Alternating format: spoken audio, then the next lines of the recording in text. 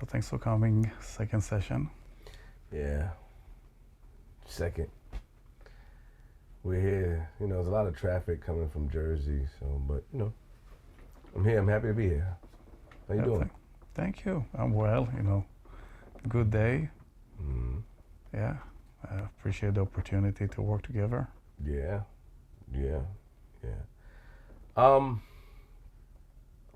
asked me a question last time. Do you remember the question that you asked? Yeah. We talked about the character. Yeah. We talked about your authentic self, Mm-hmm. the dilemma that you have, and I ask you, which person do you want to be? Mm. And that was also in the context of, before that you asked me if you're kind or to other people, do you gain respect? Yes, if you recall. I do. And I said, that's a good question. You wonder what's happened in reality. Mm-hmm. And I kind of revert the question a little bit to say, if that's what you want to do, if you want to gain power, fame, whatever it is, Mm-hmm. if you buy into that, Mm-hmm. that's the way you live your life. The question is, what do you want to do? What do you want to create? What is the person that you want to bring to the world?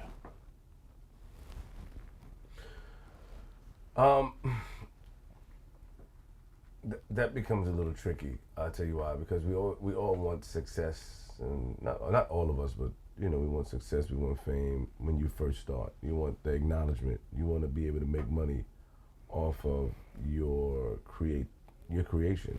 Yeah. Then, once the creation is once you created the character and it gets out of control and it gets out of hand, then now you want to change that a little bit. Because sometimes the character, in what I do, the character bleeds into reality. So if I stop with the character, then my reality will suffer, maybe, right? Because this is what pays the bills. Or at that time, I found a new way to reinvent my character. So, but at that time, the character paid the bills. At the time, when I was doing the videos, I started at like 1,500. I started 500, then it went from that to 15, then 4,000, then 9. You know what I mean? And I had to maintain the character in order to pay my bills and move forward. But the sad part or the bad part of that was it left such a long-lasting effect on people, which in turn prevented me from going to another level because people thought that the character was real. Mm-hmm. So not only did the character make me money in the beginning, but the character also started to take money away. What do you mean by that? Well, if somebody think that I'm just loud, crazy guy and I'm all over the place, I'm uncontrollable, they will not let me in the building or give me big opportunities. So you'll stay stagnant. So you're supposed to always evolve. And while trying to evolve, I feel like the people, because when I was that character, I had a one-track mind. I want to make the money and go home. Okay. I wasn't outside. I wasn't really mingling with people. Okay. Now that I'm starting to mingle with people, people are still stuck on the character that they see. Yes. And while I'm on the verge of changing that character, like this is not me anymore, it's difficult to navigate because the people don't want to let you be. So who do I want to be? I want to be the husband, the father, and just a man that inspire other people. Because my reality, I can inspire others. But I also want to have my space where I can be toxic a little bit in my own world. Yes. You know what I mean? So, yeah. Yeah, no, that's, I appreciate that honesty and really sharing the evolution in some ways. I mean, and you said I started originally with the desire to succeed. Yeah. And I don't think there is any kind of problem of realizing that we want to be successful in our career, gaining money, wealth, whatever it is, even fame, power. But I think the main point is to realize the implication and consequences of that decision. What does it brings with that? That's all, to be aware. Mm-hmm. And we said we all playing a part of a character. So we have to understand the implication, the consequences, the price that we're willing to pay. And you shared even your father, you mentioned very nice words. I mean, that's what you've decided to do. Mm. Yes? You wanted to gain that fame, to be loved. You have to be willing to pay the price. So obviously, as you gain more power, more fame, I mean, maybe now you say, okay, I want to evolve to give more. I'm confident, I gained that. And then I want to do more to this world. But when you want to change to some degree, the characters already solidify inside of you. Exactly. And people are not willing even to allow you to change. They want to keep you in that box. Mm-hmm. Now the resistance is greater. What do? How do you manage the challenge? It's a great question. I mean, even now, even at work, I do a podcast, and I went back to watch the podcast. It's a big podcast, man. It's life changing, and the podcast that I do help me rebrand because it's such a big podcast with a big audience. But the people that know me from my videos, sometimes they hold me to that. But not only that, the chapter of when I started the JBP, it was a reality check because I was dealing with people who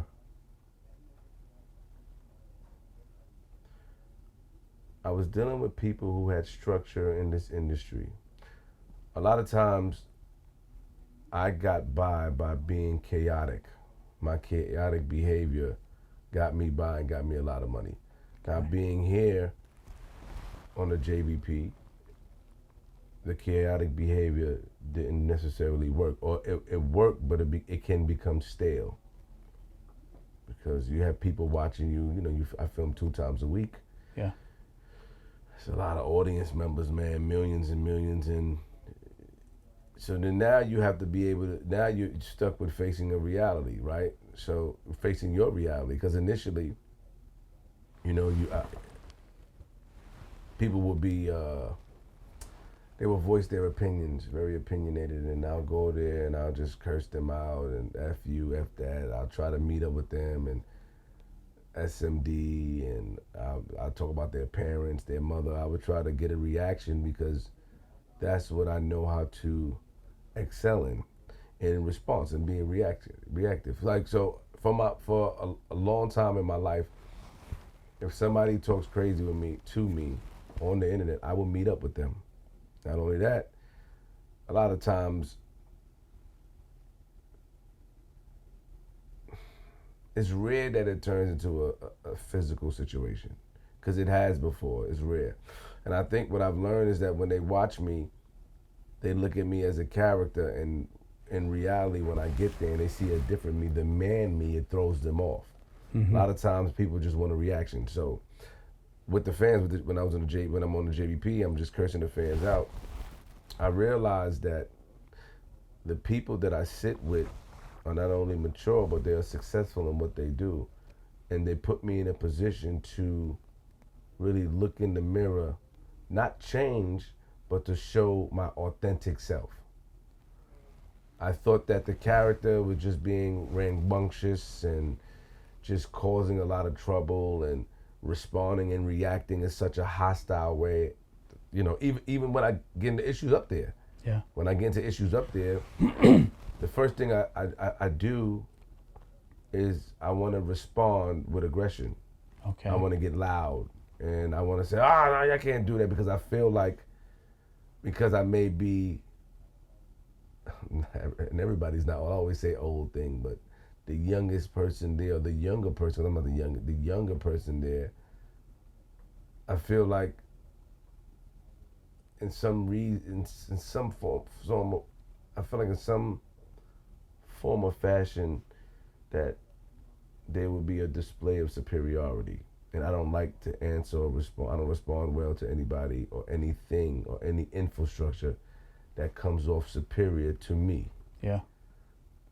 Whether it's right or wrong, I know it's wrong. I know it's, you go in there to do a job and be professional. And that's why I respect the job, because they take their time with me. They take their time to actually say, yo, get it together. They allow me to be human and have mistakes and react. But also, how long is my rambunctious reacting behavior going to last? So this is what the mirror that they put in front of me. And I thought about it on my way here, why I react like that. Why am I, like I said, I think it's superiority. I think that anybody that's in a position of power, any infrastructure, and if I feel like either one, I'm trying to get played, two, you're trying to tell me what to do, three, you may just be telling me something correct about myself, but if I feel like it may try to put me down, I'm going to react. And it's not right, because number one, you could lose your job, right? Number two, your life change forever. But a lot of times, I'm going to be honest, I'm so sick in my head that if it wasn't for the friendship that I have and I love it, I'm so sick in my head that I will take that chance. What do you mean sick in your head and take the chance? Sick in my head meaning like, it's stupid. I'm fully aware of the hit that I may take if I lose something that's precious to me or that's providing or helping me feed my family. Sick in my head meaning that I will take the chance to touch the stove while it's hot. Sick in my head meaning I'll take the chance to push the line and see how far I can go, knowing that you got a warning, knowing that you may lose this, knowing that you will be penalized for this, but I'll still do it. So, I mean, you're using powerful words about I'm sick. Well, sick is I hear you, yeah. but the question is, why you still do it? That's what I'm here to figure out. Yeah, got to figure it out. I don't know.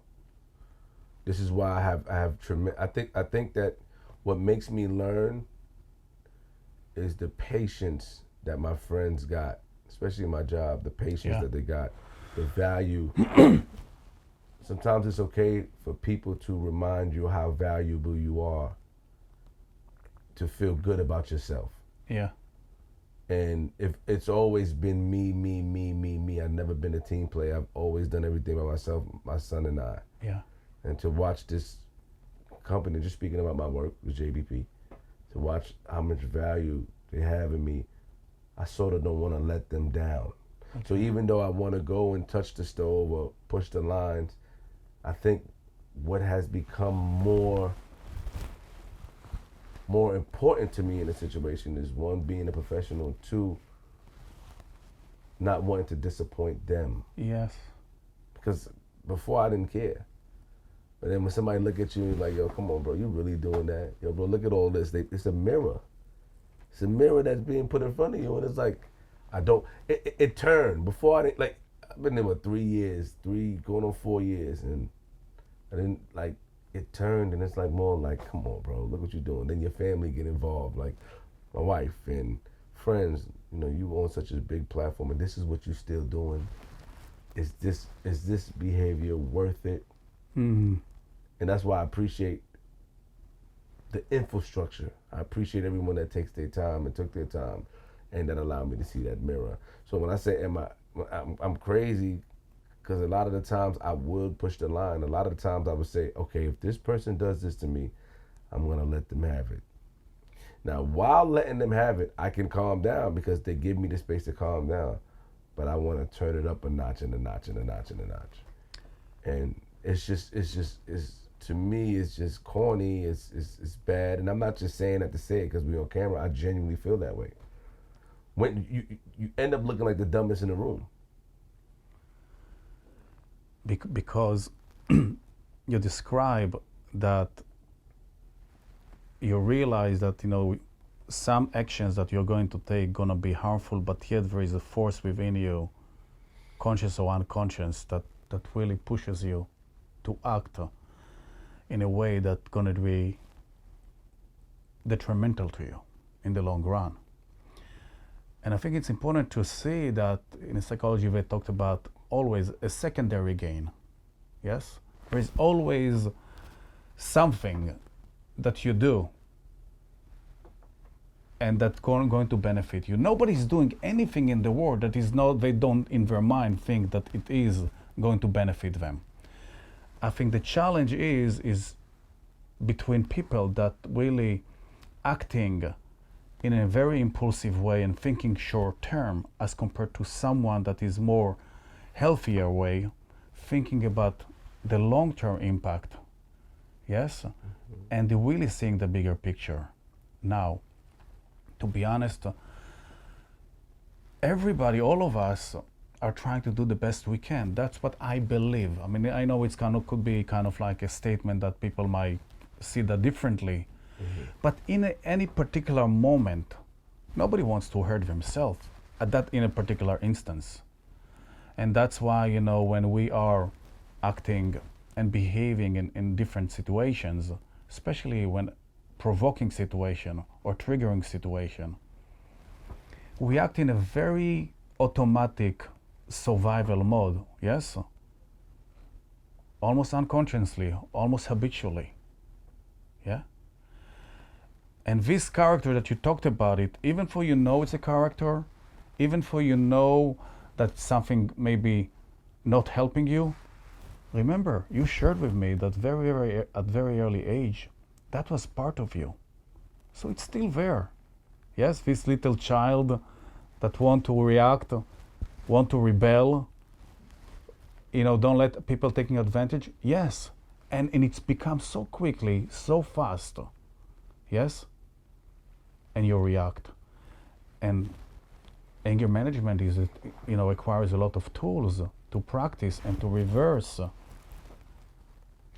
I just thought about something what you said just now. It hit me.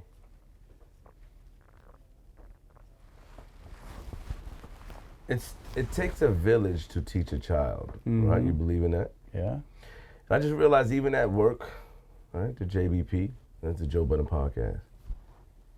Even over there, man, I just realized while you're talking is that the reason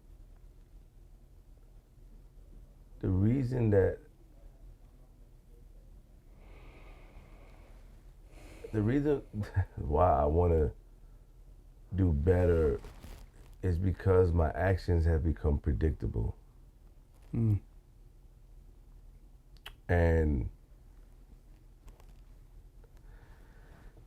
it becomes predictable, and when everybody's standing there and I'm just reacting and acting crazy and they're just looking like, all right, it doesn't feel good.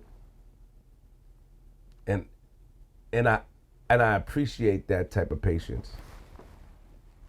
Like, he's just gonna react and do all this stuff and look at him crash and burn.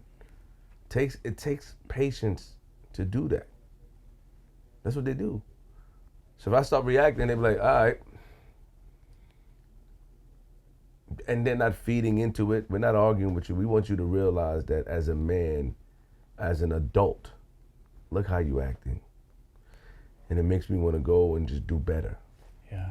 Like, we're not going to give into that behavior that you're used to.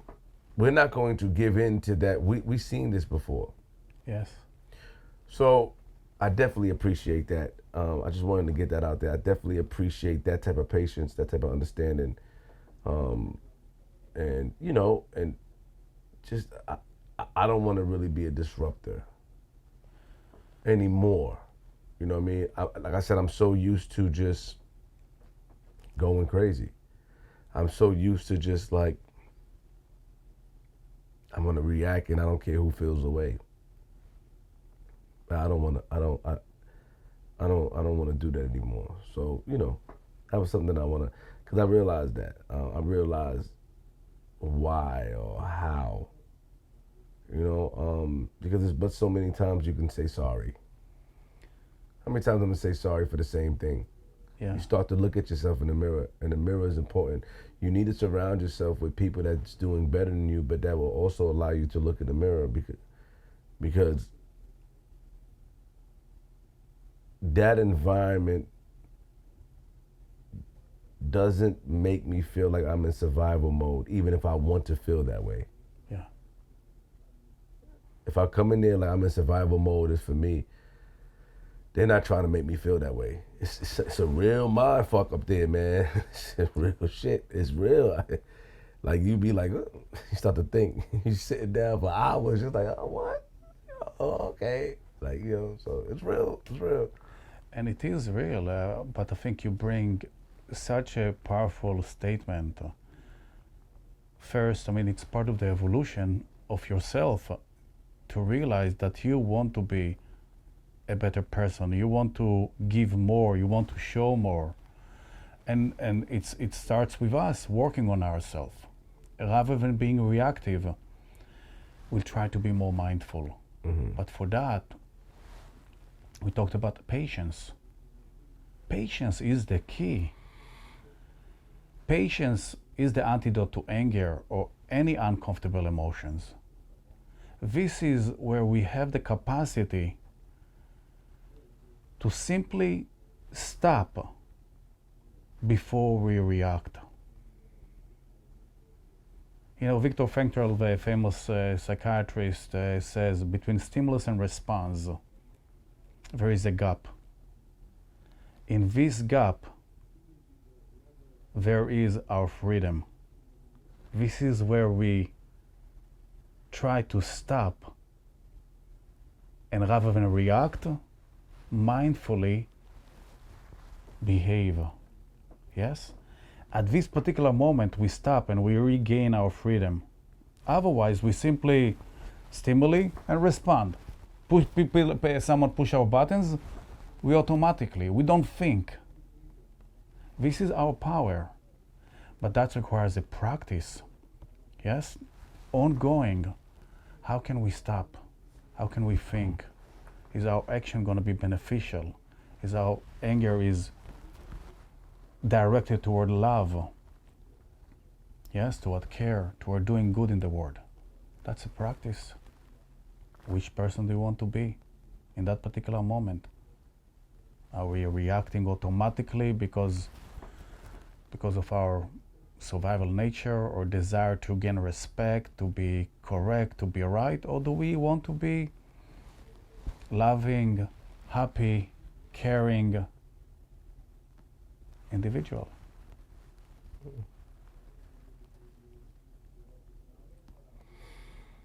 I don't know. It's a good question. So, what do you say to what are some of the steps that needs to be taken in order to get into that gap or stay in that gap where you're not reacting and doing anything? What are the steps that need to be taken? It's a great question, and it's probably a question that requires multi-dimensions answers. First, we have to ask ourselves a simple question. First of all, I'm separating the anger, yes, the feeling that we have, Mm-hmm. and the behavior. Aggression, for example. There's nothing wrong with the anger itself because we talked about it before the first time. Anger simply tells you that something needs to be corrected. Mm-hmm. Yeah? Then how do we react in a way, yes, that is more mindful, Mm-hmm. toward creating the results that we want to create? Mm-hmm. Now, it's all start, what I'm saying, with personal responsibility. Yes? Mm-hmm. Our anger is our anger. Our behavior is our behavior. If somebody push our buttons, they might be the trigger, yes? But we don't have necessarily to respond in an aggressive way. Mm. So many people said, you did it to me. You made me get angry. Yeah, but two different people can react differently to the situation. Yes, it doesn't have to be that way. So it starts with personal responsibility, taking ownership for that. And it's up to us to really change that. We are not victims. And also it requires us to really looking at a particular view that the person in front of us is doing the best they can. I can defend myself, yes, but I don't have to attack back. I can be assertive. I can have healthy boundaries. I can ask for what I need. And in that way, you are really being kind of like empowered rather than kind of like being a victim of the situation. Mm. And then, again, I mean, so it starts with personal responsibility. It's continue with what I called non-judgmental mindfulness, meaning you're not judging the other people. You know, everybody has their own history, their own challenges, whatever, push of the buttons. Of course. But if you say, listen, we all carry that. They're doing the best they can. I'll try to kind of like really not judge them. I'll try to be caring for them. And then after that, you cultivate compassion. You try to extend yourself to understand that if somebody is angry with me, they are probably in a difficult situation. Mm. How can I help them? Yes? How can I really communicate them in a respectful way? I have a question for you. While reading the comments,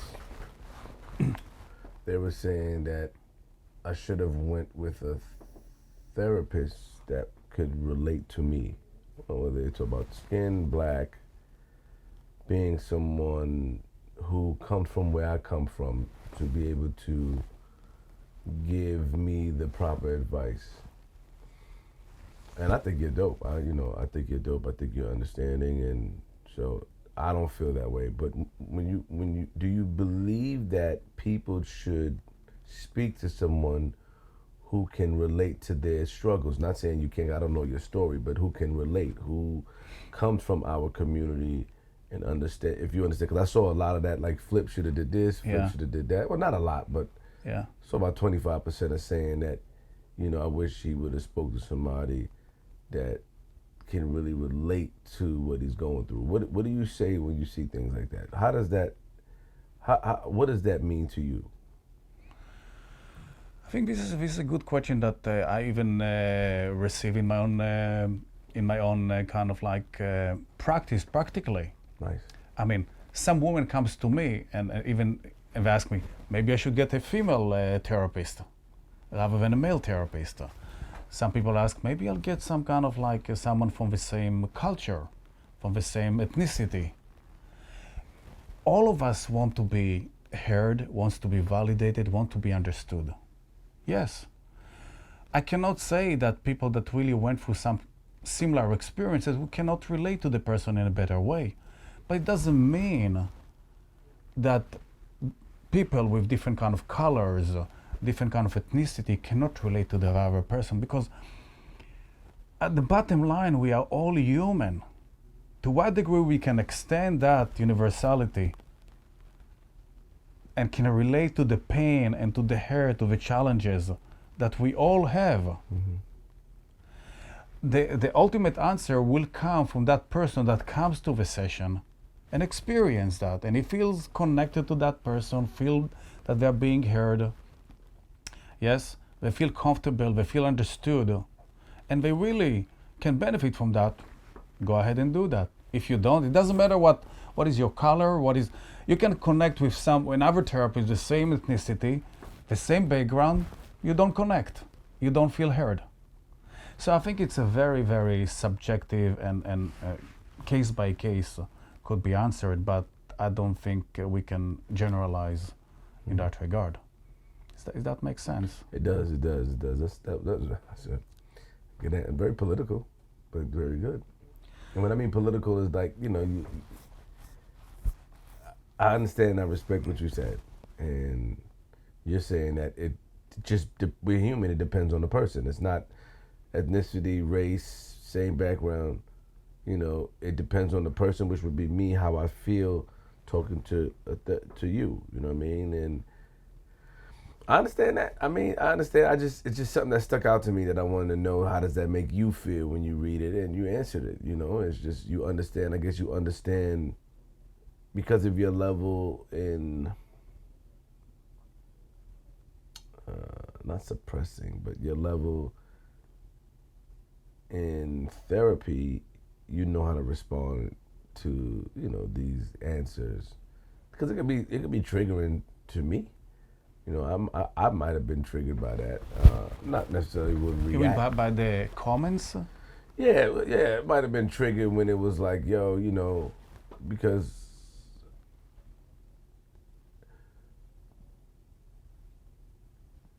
the work is the work. No matter what, the work is the work. I'm here to get the work done, the job done. Relatability is important, but sometimes relatability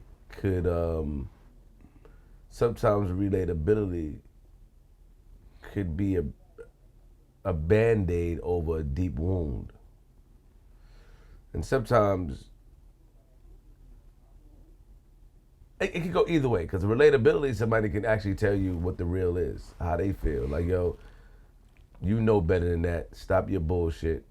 Stop playing around. You know better. Yeah. Sometimes that works. Sometimes also, if somebody relate to you, they empathize and they feel, because we went through the same thing, they may feel sorry and it may trigger something in them. Yeah. And when I say Band-Aid over a deep wound, if you have a deep wound and you just put a Band-Aid over it, it's not going to heal. Yeah.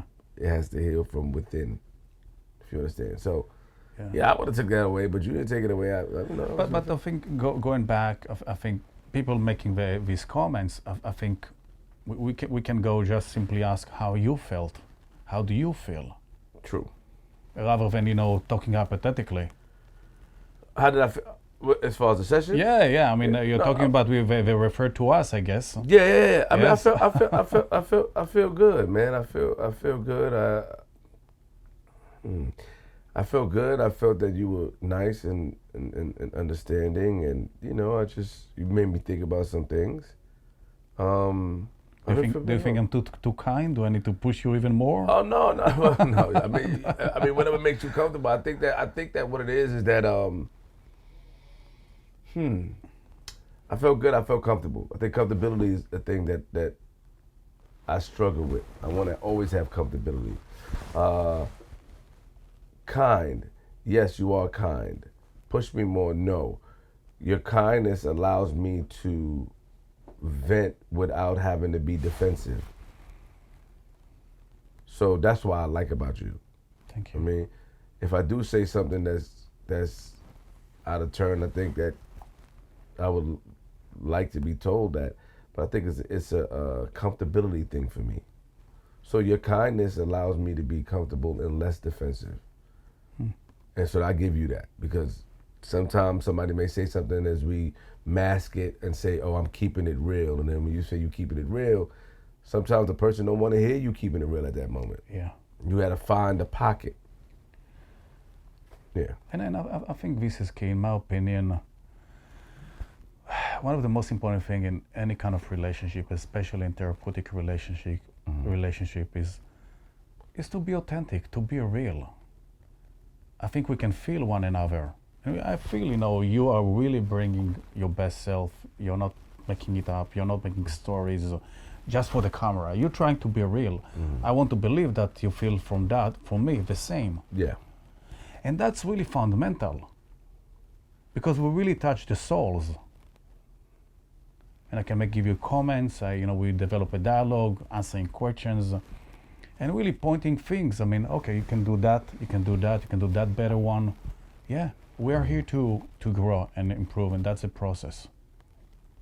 And we talked about authenticity, yes? And I think it's a very, very powerful, because you know, you want to develop, to shed all these layers. You talk about that unreal, and really to connect to who you are.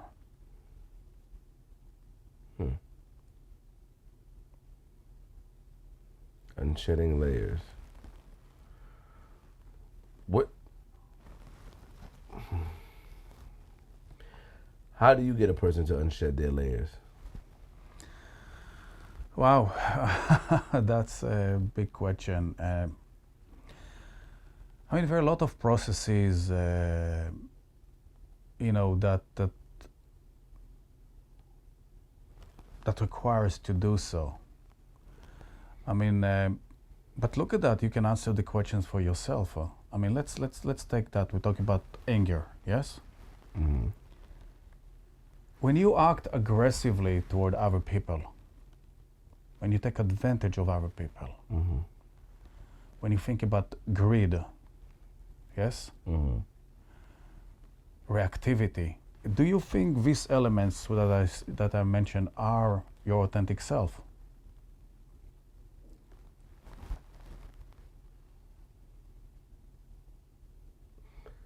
Yes.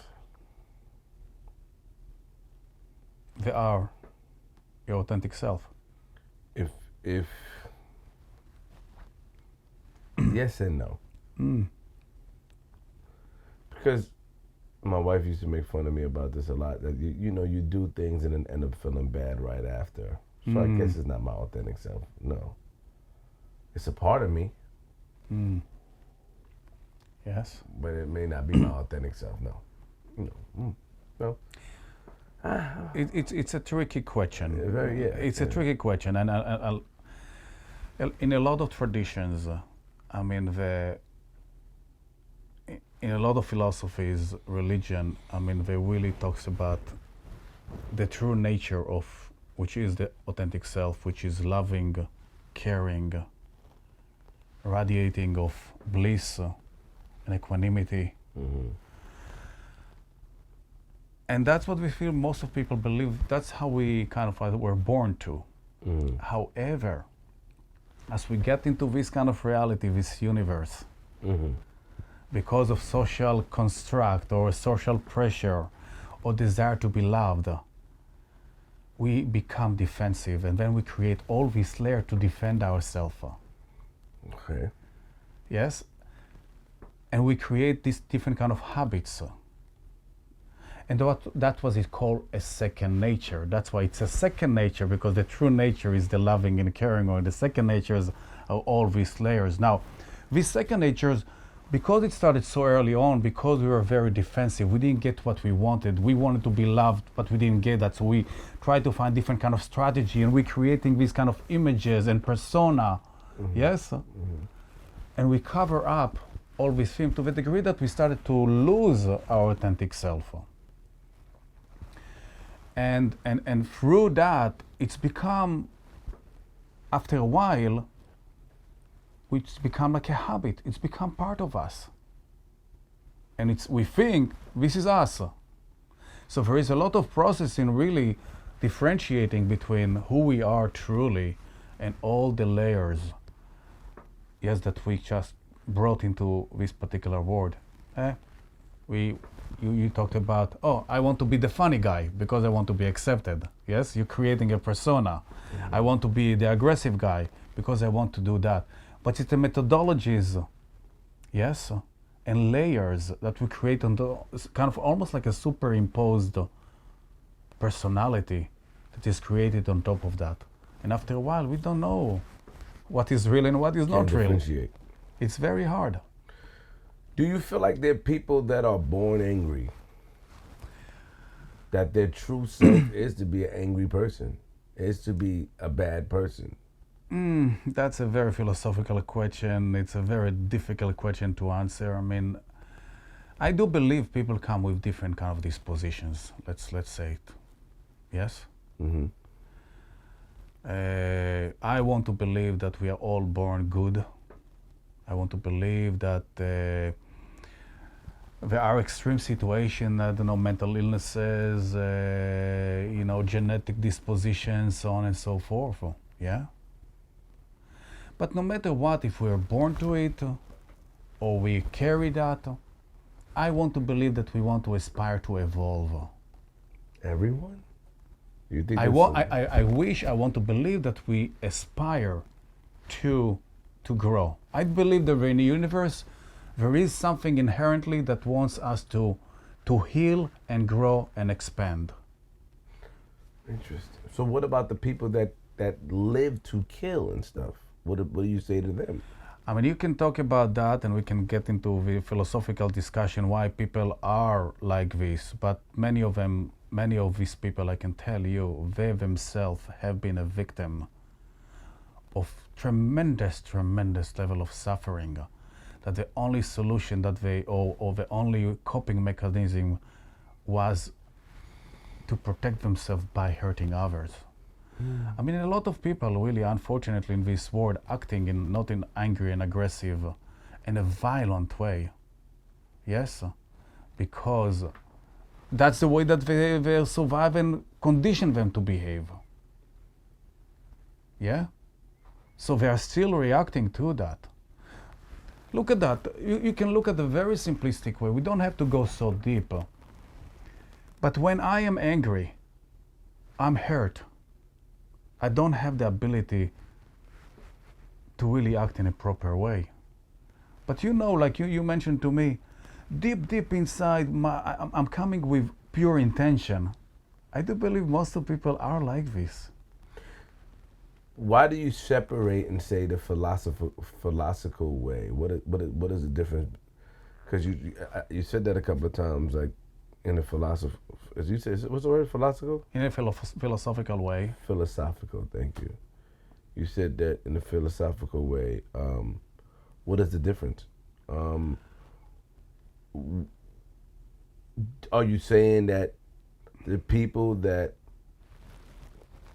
are not angry, the people that hurt others, and there's a philosophical reason behind it? You feel like they went through personal trauma and you don't feel like they're a lost cause? You feel like deep down inside there's some sort of light in them?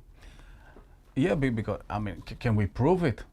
Can we prove what is our origin? Can we prove it? That's why I'm talking about it's a belief system. Oh, okay. I'm not gonna tell you. I mean, how can we prove what is our origin? I mean, it's like, can we, our godly essence? Can we prove that there is a God? Can we? It's a belief. Yes. Our essence. It's the part of that creator element. So that's what I'm talking about. I'm talking about that. That's why I'm talking about all these belief systems, that all traditions. I mean, can we really touch and prove that in a scientific way? Probably not. But it's kind of no disrespect. You're from Israel. Yes, I am. And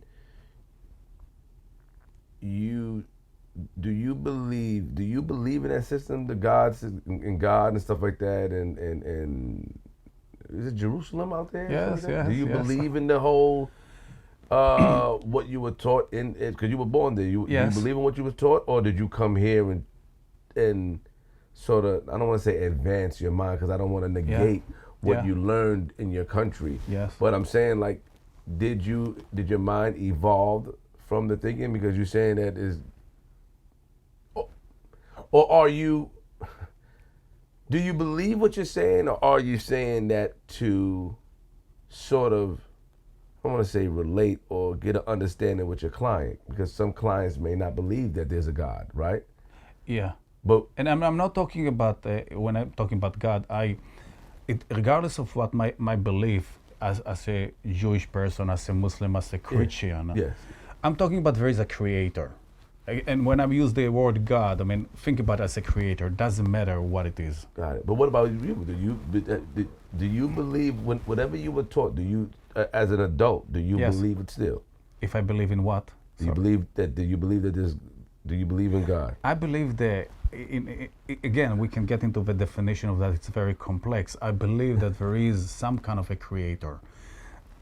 It's a belief. That we can go to different directions. Got it. But I do believe that we all have that spark within us to be able, and I'm trying to move it to a practicality. Got you. Whatever it is that we all are good. We are all trying to be the best we can.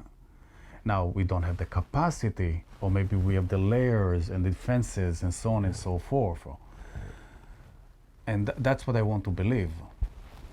Yes? Do you believe that we can evolve by learning different things, right? Do you believe if I went to a different place and I started to learn, do you believe that my thinking can evolve? Definitely. Again, you can answer for yourself. Yeah, I mean, answer for myself is about reassurance, right? I do want to know what you think, and I sort of got your answer, and I understand. I understand everything you just said, and I respect what you said. I understand. I do understand. I think that what it is that because this becomes so deep and, like you said, philosophical, it's so many layers, and what we don't want to do is open the door to something that we're not willing to give our all to in the conversation, and because then it veers off somewhere else, right? If we start talking about that, and so I understand. It was just something that stuck out to me, and I just wanted to know how you felt about it. If you have changed your way of thinking, because I have, right? Like when you go in different environments, when you meet different people, you can adapt their way of thinking or learn something new, and it can change. So that's what I wanted to know from you. But I got my answer, I got my answer. Yeah, and I think part of the process of the counseling is for us to grow, is to learn, not only by changing the way we think and see the world, but also what are the skills that we can learn to adapt to be a better person. Ultimately, to me, the main goal is to be happy. Mm-hmm. Yes? To be happy, to be able to have a greater level of equanimity, a peacefulness of mind, a greater level of resiliency, and to act in a way that it is more mindful and respectful. And I'm repeating it again, with care and love, toward ourselves and others. That's a process. Yes? So, to me, that's a blessing for me to be able to do that, not only for others, but also for myself. Yeah? Mm.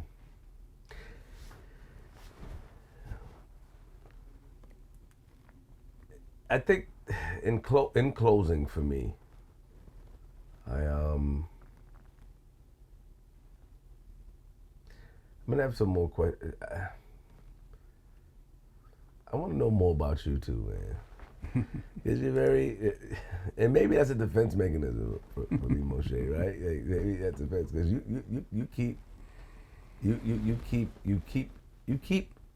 how you keep me at bay because it's about me and my anger. I guess your anger is you understand the work, you understand the method, but I do want to know more about you and your form of thinking. When we do our off the camera sessions, And I don't mind even to share as well. It's obviously it's about you because I myself have dealt with anger myself. Yes. How were you able to get through it? How were you able to? Because it's embedded in our brain. Yes. Right. It becomes second nature, like you said. So how were you able to really change the whole way of thinking, and how were you able to do that? So it's all start, like everything else. When we act in this world, and after a while we see that what we do doesn't help us, doesn't serve us. So suddenly you require to change your coping mechanism or your way of thinking. Yeah. I grew up in my family, which was very loving, you know, and my mom was somewhat angry with me. Yes. She was very young mom. Yes. It's very, very complex story, but you know, there was a lot of triangulation. My grandmother was trying to take me out of her. She was young, she was upset, and I was rebelling. I was angry with her, and you know, and I developed that over time. Yes, as a coping mechanism to fight back, and I remember very clearly that I said I would never be angry. Yes, because to show her that I'm not. Yes, I'm not gonna be like her. To make the story short, later on in life, when I got married, thought I'll be calm and collected. Nothing gonna really make me upset or angry, but little by little I started to be triggered. So I was angry. I was reacting back.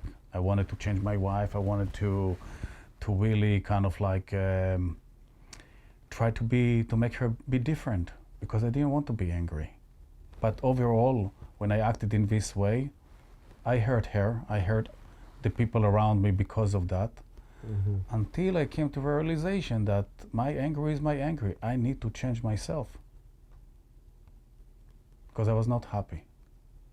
And the moment I started to own it, I started to develop this kind of like way of thinking and coping mechanism to ultimately really respond rather than react to the situation that triggering to me. And then I developed all these skills and tools to be able to be more kind, more compassionate, and so on and so forth. So there's a lot to talk about that, about myself, but it's more about you. But to me, I'm in a very, very different place. So, yeah, and again, the situation forced me because I was not happy, and I realized I need to do something different.